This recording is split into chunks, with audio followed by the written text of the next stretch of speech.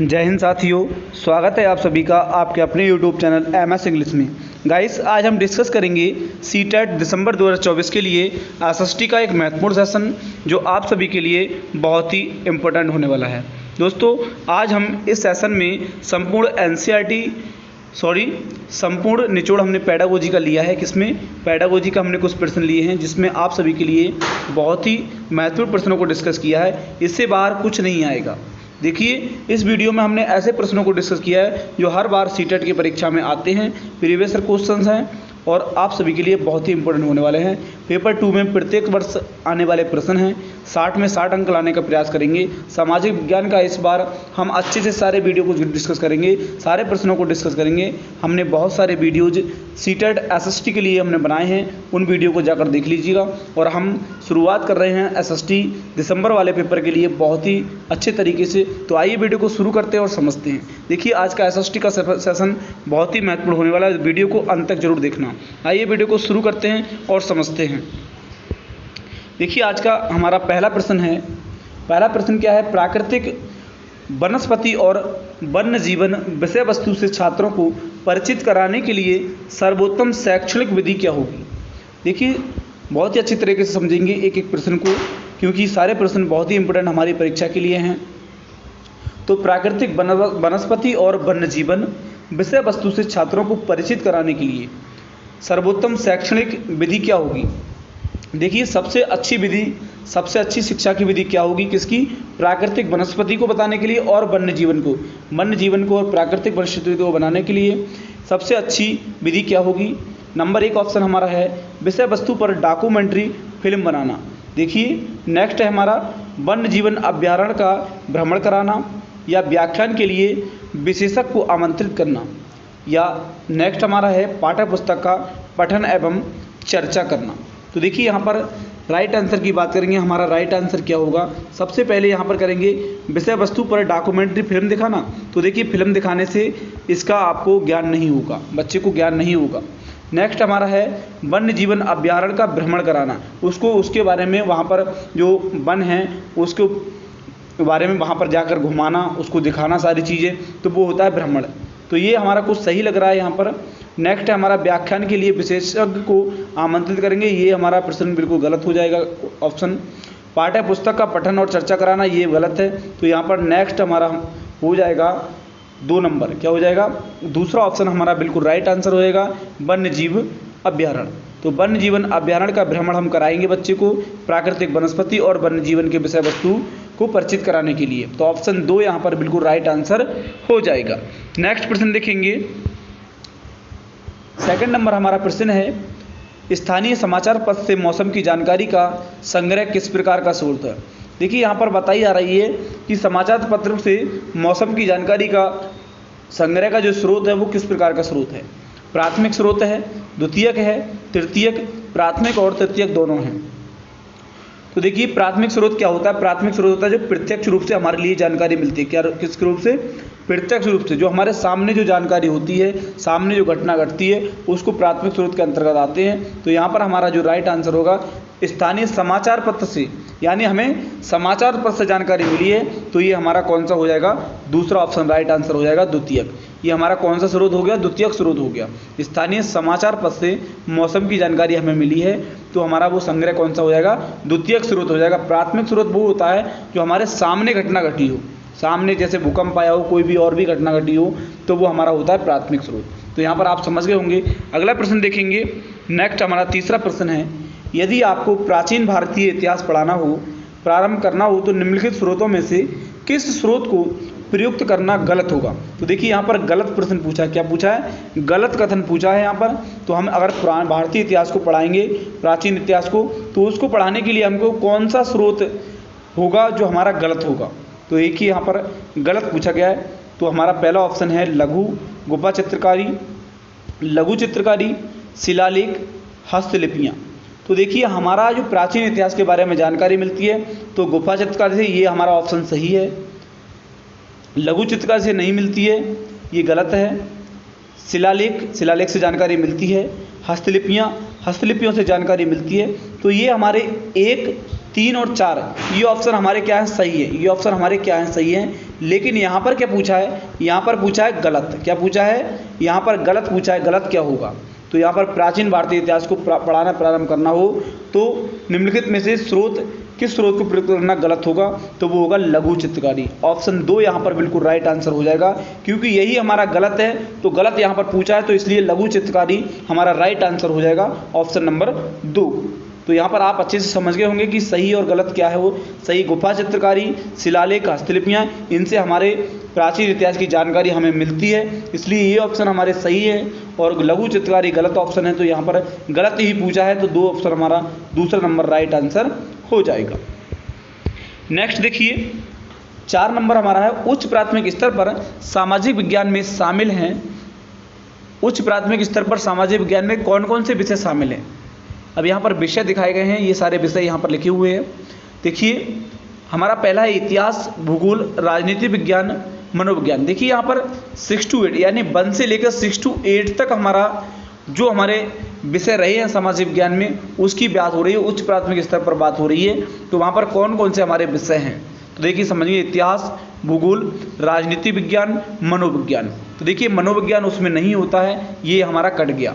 पहला ऑप्शन हमारा गलत है, तो ये हमारा कट गया। इतिहास, भूगोल, अर्थशास्त्र, समाजशास्त्र। तो देखिए समाजशास्त्र भी नहीं होता, ये हमारा दूसरा ऑप्शन भी यहाँ पर कट हो गया, क्योंकि 6 to 8 में 1 से लेकर 8 तक हमारा समाजशास्त्र और मनोविज्ञान नहीं होता है, तो ये 2 ऑप्शन हमारे कट गए। नेक्स्ट देखेंगे इतिहास, भूगोल, राजनीति विज्ञान, अर्थशास्त्र। तो देखिए हमारा अर्थशास्त्र होता है, ये हमारा सही है। अगला देख लेते हैं इतिहास, भूगोल, राजनीति विज्ञान, समाजशास्त्र। तो देखिए इसमें समाजशास्त्र हो गया, तो ये हमारा कट गया। तो हमारा तीसरा ऑप्शन बिल्कुल राइट आंसर हो जाएगा कि उच्च प्राथमिक स्तर पर सामाजिक विज्ञान में शामिल विषय इतिहास, भूगोल, राजनीति विज्ञान और अर्थशास्त्र होते हैं। तो हमारा ये बिल्कुल राइट आंसर हो जाएगा। अगला प्रश्न देखेंगे 5वां प्रश्न। देखिए 5वां प्रश्न हमने लिया है कथन वाला, तो यहाँ पर आप समझेंगे कथन वाले प्रश्न को। इससे पहले जो भी स्टूडेंट विद्यार्थी हमारे चैनल पर पहली बार आए हों, तो चैनल को सब्सक्राइब कर लें और वीडियो को लाइक कर दें। सभी दोस्तों के लिए शेयर कर दें, जिससे आप सभी के लिए सीटेट परीक्षा के लिए बहुत ही हमें सुझाव मिल सके।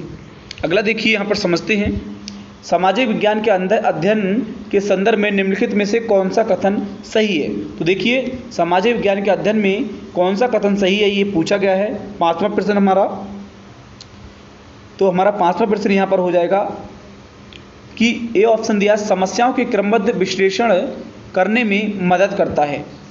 तो ये समस्याओं को क्रमबद्ध विश्लेषण करने में मदद करता है, ये ऑप्शन दिया है। बी ऑप्शन है विद्यार्थी बड़े होंगे और अपने आप जानकारी ढूंढ लेंगे। ऑप्शन हमारा सी देखेंगे, समझने की अपेक्षा विषय वस्तु की विस्तृत जानकारी पर बल होना चाहिए, या दी गई जानकारी के साथ संवेदनशीलता और जिज्ञासा पैदा करना चाहिए। तो देखिए यहाँ पर पूछा है कि कौन से कथन हमारे सही है, तो 5 नंबर का हमारा जो राइट आंसर होगा वो क्या हो जाएगा। तो देखिए 5 नंबर का हमारा जो राइट आंसर होगा, समस्याओं के क्रमबद्ध विश्लेषण करने में मदद करता है। ये बात हमारी सही है। यहाँ पर विद्यार्थी बड़े होंगे और अपने आप जानकारी ढूंढ लेंगे, ये बात हमारी गलत होगी। तो इसमें शिक्षक की कोई भूमिका रही ही नहीं कि विद्यार्थी बड़े होकर अपने आप जानकारी ढूंढ लेंगे, तो यहाँ पर शिक्षक की कोई भी भूमिका नहीं रही, तो ये हमारा कट जाएगा। समझने की अपेक्षा विषय वस्तु की विस्तृत जानकारी पर बल होना चाहिए, ये बात सही है। दी गई जानकारी के साथ संवेदनशीलता और जिज्ञासा पैदा करना चाहिए, तो ये बात हमारी बिल्कुल राइट है। तो देखिए तीसरा ऑप्शन हमारा गलत है, तो ए और डी बिल्कुल राइट आंसर है यहाँ पर। तो यहाँ पर समझेंगे सी ऑप्शन क्या हो जाएगा, ए और डी बिल्कुल राइट यहाँ पर हो जाएगा, ए और डी। तो यहाँ पर समझेंगे, देखिए यहाँ पर ऑप्शन गलत लग गया है, ए की 2 की जगह 3 लग गया, 3 की जगह 2, लेकिन हमारा तीसरा ऑप्शन सही है, ए और डी। ए और डी हमारे सही हो जाएंगे, तो यहाँ पर आप समझ लेंगे।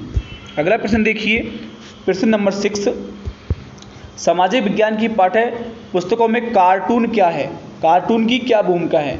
कोई भूमिका नहीं है, कार्टून अपरिपक्व है, भरपाई करने के रूप में प्रयुक्त, इससे पाठ्य पुस्तक आकर्षित दिखती है, कक्षा को आनंददायक बनाया जाता है क्योंकि विषय नीरस है, या फिर मूलभूत मामलों को उठाकर विद्यार्थी को इनसे जोड़ना।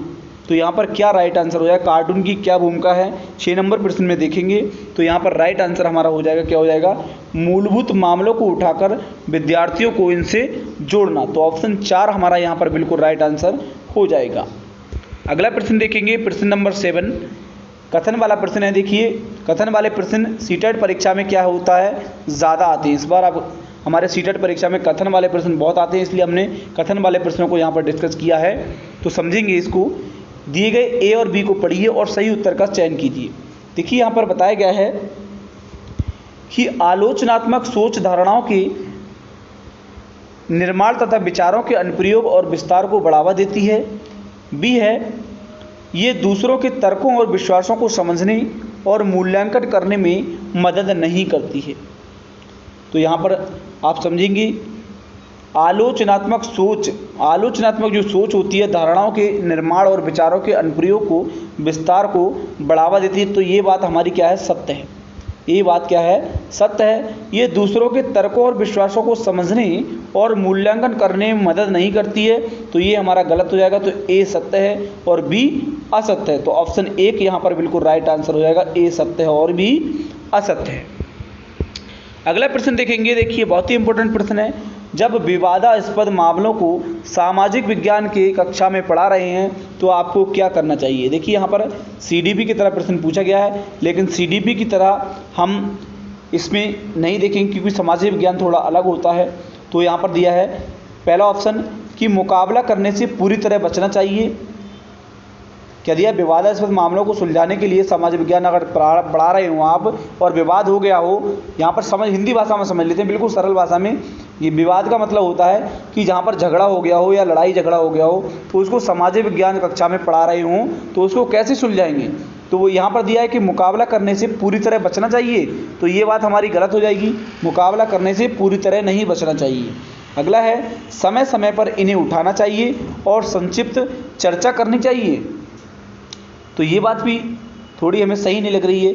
सही योजना के साथ सम्मानजनक चर्चा की पहल करनी चाहिए या फिर विद्यार्थियों की पृष्ठभूमि को ध्यान में रखते हुए केवल ठेस न पहुंचाने वाले पहलुओं पर चर्चा करनी चाहिए। तो केवल जहाँ पर आ गया वो हमारा कट जाएगा, ये दोनों ऑप्शन हमारे कट गए। और देखिए संक्षिप्त चर्चा भी नहीं करनी है, छोटी चर्चा नहीं करनी है।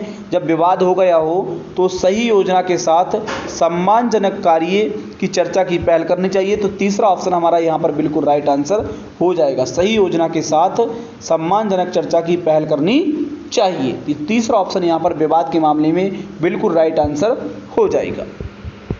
नेक्स्ट प्रश्न देखेंगे। अगला हमारा 9वां नंबर प्रश्न है, सीखने की अक्षमता वाले शिक्षार्थी किस प्रकार की कक्षा में अन्य छात्रों के साथ सीखते हैं। तो देखिए जो अक्षमता वाले मतलब होते हैं, अक्षमता का मतलब होता है जो कम सीखे हुए बच्चे होते हैं, कम सीखने वाले जो बच्चे होते हैं उनको किस प्रकार की कक्षा में अन्य छात्रों के साथ सीखते हैं। तो वो सीखते हैं अनन्य में, विशेष, समावेशी या फिर आधुनिक। तो वो सीखते हैं समावेशी शिक्षा में। तो ऑप्शन तीसरा यहाँ पर बिल्कुल राइट आंसर होगा, समावेशी। नेक्स्ट प्रश्न देखेंगे, सामाजिक और राजनीतिक जीवन। देखिए यहाँ पर सोशल और पॉलिटिकल जीवन के बारे में बात की गई है। अध्यापन केंद्र का बिंदु होना चाहिए। तो देखिए ऑप्शन ए और बी दिए गए यहाँ पर कथन, इसको समझना है। राजनीतिक संस्थानों का अध्ययन करना चाहिए, मूलभूत सिद्धांतों का अध्ययन। देखिए सामाजिक और राजनीतिक जीवन अध्यापन केंद्र का बिंदु है। तो इसमें क्या है, राजनीतिक संस्थानों का अध्ययन करना चाहिए या फिर मूलभूत सिद्धांतों का अध्ययन करना चाहिए। तो यहाँ पर हम राइट आंसर की बात करेंगे। राइट आंसर हमारा हो जाएगा दोनों, ए और बी दोनों हो जाएंगे। तो तीसरा ऑप्शन यहाँ पर बिल्कुल राइट आंसर हो जाएगा, ए और बी दोनों। राजनीतिक संस्थानों का भी अध्ययन करना चाहिए और मूलभूत सिद्धांतों का भी अध्ययन करना चाहिए। तो ऑप्शन सी यहाँ पर यानी 3 बिल्कुल राइट आंसर हो जाएगा। नेक्स्ट यहाँ पर समझेंगे। देखिए ये बहुत ही इंपॉर्टेंट प्रश्न है, बहुत बार परीक्षाओं में आ चुका है सीटेट की। कारखाने के विषय में पढ़ाने के लिए सबसे उपयोगी विधि कौन सी होगी। तो देखिए कारखाने के विषय में अगर हम पढ़ा रहे होंगे, फैक्ट्री के विषय में पढ़ा रहे होंगे तो सबसे उपयोगी विधि कौन सी होगी। यहाँ पर एक कहानी सुनाना, ये बात हमारी गलत है। एक कहानी से किसी भी कारखाने के बारे में हम उपयोगी चीज़ें नहीं बता सकते। किसी विशेषज्ञ को निमंत्रित करना, किसी विशेषज्ञ को भी निमंत्रण नहीं देना है। किसी औद्योगिक कारखाने की यात्रा आयोजित करना या फिर एक डॉक्यूमेंट्री फिल्म दिखाना। तो ये बात भी हमारी गलत हो जाएगी। सबसे राइट आंसर तीसरा ऑप्शन हो जाएगा, किसी औद्योगिक कारखाने की यात्रा को आयोजित कराएंगे, वहाँ ले जाकर उसको दिखाएंगे कि ये कैसा कैसा होता है, क्या है इसमें, वो कारखाने के विषय में अच्छे से जानकारी मिल जाएगी। तो ऑप्शन तीसरा यहाँ पर बिल्कुल राइट आंसर हो जाएगा। नेक्स्ट प्रश्न है, अनुभवजन्य साक्ष्य क्या होते हैं। देखिए अनुभवजन्य का मतलब होता है जो अपने अनुभव से किए हुए साक्ष्यों वो अनुभवजन्य होते हैं। तो यहाँ पर ऑप्शन 1 है इंद्रियों के माध्यम से वास्तविक दुनिया में एकत्रित आंकड़े, या फिर अनुसंधान के लिए एक संख्यात्मक दृष्टिकोण, या तीसरा है मैट्रिक इकाइयों में मापे गए आंकड़े, या फिर आंकड़ों के संग्रह के विश्वसनीय तरीका का उपयोग एकत्रित आंकड़े। तो देखिए यहाँ पर अनुभव की बात हो रही है, तो अनुभव हमारा इंद्रियों से होता है, तो ऑप्शन 1 यहाँ पर बिल्कुल राइट आंसर हो जाएगा। इंद्रियों के माध्यम से वास्तविक दुनिया में एकत्रित आंकड़े, तो ऑप्शन 1 यहाँ पर बिल्कुल राइट आंसर हो जाएगा। नेक्स्ट हमारा प्रश्न है, देखिए कथन वाला प्रश्न हमने फिर से डिस्कस किया है। इतिहास का अध्ययन निम्नलिखित में से किस पर केंद्रीभूत होना चाहिए? तो देखिए इतिहास का जो अध्यापन होता है वो किस पर केंद्रीभूत होना चाहिए? बहु प्रदर्शनों की संकल्पना और ऐतिहासिक विविधता के भाव का निर्माण, या फिर विद्यार्थियों को ऐतिहासिक परिप्रेक्ष्य में रहने की परिकल्पना के लिए प्रोत्साहित करना और अनुभवों के साथ जोड़ना। तो देखिए कौन सा यहाँ पर केंद्रीभूत होना चाहिए? यहाँ पर हम राइट आंसर की बात करेंगे तो राइट आंसर हमारा हो जाएगा बी ऑप्शन। क्या हो जाएगा? शिक्षा विद्यार्थियों को ऐतिहासिक परिप्रेक्ष्य में रहने की परिकल्पना के लिए प्रोत्साहित करना चाहिए और अनुभवों के साथ जोड़ना चाहिए। इसलिए हमारा केवल 2 राइट आंसर हो जाएगा, ऑप्शन बी, केवल बी। नेक्स्ट प्रश्न देखेंगे, देखिए फिर आया वन जीवन संरक्षण के लिए विद्यार्थी को संवेदनशील बनाने के लिए सर्वोत्तम अभ्यास कौन सा होता है? देखिए सबसे श्रेष्ठ अभ्यास कौन सा होता है वन जीवन संरक्षण के लिए? संदर्भित नीतियों और कानून के बारे में पठन करना, वन्य जीवन संरक्षण पर नाटक तैयार करना, या फिर विद्यालय में वन्य जीवन सप्ताह को मनाना, या फिर पशु आधारित उत्पादों को ना खरीदने की प्रतिज्ञा लेना। तो देखिए यहाँ पर हमारा राइट आंसर हो जाएगा, क्या हो जाएगा? चौथा ऑप्शन, पशु आधारित उत्पादों को ना खरीदने की प्रतिज्ञा लेना। इसका मतलब ये हो गया कि जब हम किसी भी पशु को नहीं खरीदेंगे तो उसके बारे में अच्छे से जानकारी लेंगे, क्योंकि वहाँ पर जब वन में हमारे जानवर होंगे वो अच्छे होंगे, सभी चीज़ हमें प्रदान करेंगे, तो वो प्रदान करने की हम जानकारी ले लेंगे, उससे समझ जाएंगे, तो उसको खरीदने से उसका प्रतिज्ञा नहीं लेना। तो यहाँ पर चौथा ऑप्शन बिल्कुल राइट आंसर हो जाएगा। नेक्स्ट हमारा प्रश्न है, निम्नलिखित कथनों में से दोनों कथन हैं, इन्हें पहचानिए। देखिए यहाँ पर पूछा है कि 2 कथन गलत हैं, उनको पहचानिए। क्या पूछा है प्रश्न में कि 2 कथन कौन से हैं वो गलत कथन हैं, इनको पहचानिए। तो पहला ऑप्शन है वैज्ञानिक जांच के प्राकृतिक और भौतिक आधार को सामाजिक विज्ञान में भी प्रयुक्त किया जा सकता है, या फिर सामाजिक विज्ञान के अध्यापन में केवल, देखिए गलत पूछा है, जहाँ पर केवल आ जाए तो वो काट देना है प्रश्न को, केवल गलत होता है, तो ये यहाँ हमारा गलत हो गया। सी ऑप्शन है सामाजिक विज्ञान में विभिन्न विषयों को पढ़ाने के तरीके समान होते हैं, विभिन्न विषयों को पढ़ाने के तरीके समान होते हैं, तो ये बात भी गलत है हमारी। तो हमारा 2 कथन गलत पूछे हैं, तो बी और सी यहाँ पर राइट आंसर हो जाएगा, दूसरा ऑप्शन बी और सी। तो दोस्तों ये रहे हमारे आज का वीडियो। आज के वीडियो में हमने 15 प्रश्न डिस्कस किए हैं, बहुत ही इंपॉर्टेंट प्रश्न जो सीटेट पेडागोजी के प्रश्न हैं आप सभी के लिए। उम्मीद करता हूँ वीडियो समझ आया होगा और सारे प्रश्न समझ आए होंगे। वीडियो आप सभी के लिए अच्छा लगा हो तो वीडियो को लाइक, शेयर और सब्सक्राइब जरूर करें दोस्तों। Thank you, best of luck. हमारी SST की प्लेलिस्ट बनी हुई है, उसमें बहुत सारे वीडियोज़ हमने पहले भी डिस्कस कर दिए हैं, उनको जाकर जरूर देख लेगा। आप सभी के लिए सीटेट दिसंबर परीक्षा के लिए बहुत ही हेल्प मिलेगी दोस्तों। Thank you, best of luck.